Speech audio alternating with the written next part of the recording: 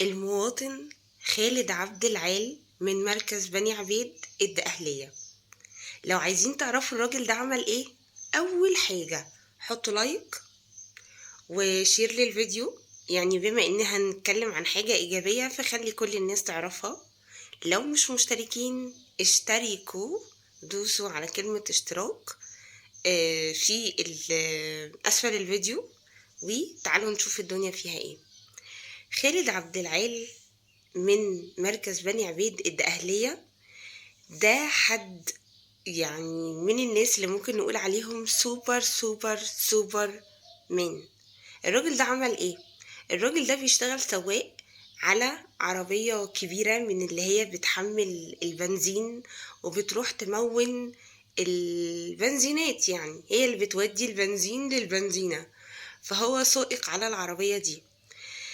الراجل ده كان متواجد في يعني محطة بنزين بيمونها في المجاورة 70 في 10 من رمضان، وهو هناك شم ريحة حريق، فكل الناس طلعت تجري، ولكن هو سبحان الله أخد القرار في لحظة بدون حتى ما يفكر في أي حاجة في الدنيا، لا نفسه ولا هو ورائي ولا طموحاته ولا أحلام ولا أي حاجة من الكلام ده خالص. الراجل ده طلع بسرعة على العربية وأخدها ومشي علشان يبعد عن البنزينة، لأن تخيلوا لو كانت العربية دي اتثابت والبنزينة انفجرت، حجم الكوارث اللي كان ممكن هيبقى موجود في البنزيمة وحواليها. فالراجل ده قرر ان هو يخاطر بنفسه في سبيل انه ينقذ كمية البشر دي وكمية الحاجات اللي كانت ممكن تتدمر.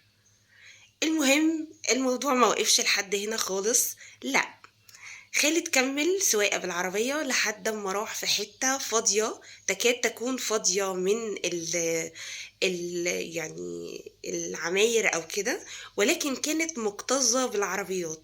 فقرر إنه ينزل من العربية وهو قميصه كان يعني يكاد متفحم وجلده كان سايح، ونزل يقول للعربيات ابعدوا بسرعة ابعدوا بسرعة علشان خاطر هنا هيحصل انفجار. خالد عبد العال من قرية بني عبيد الدقهلية، ألف ألف ألف شكرا ليك ولكل اللي زيك، يا إنسان يا نبيل يا عظيم. أنا مش عارفة أقول إيه بصراحة، بس بجد ألف ألف شكرا ليه، من الناس اللي المفروض إنه نتكلم عنها بجد، لأنه ده مثال يعني ممكن نقول من النوادر.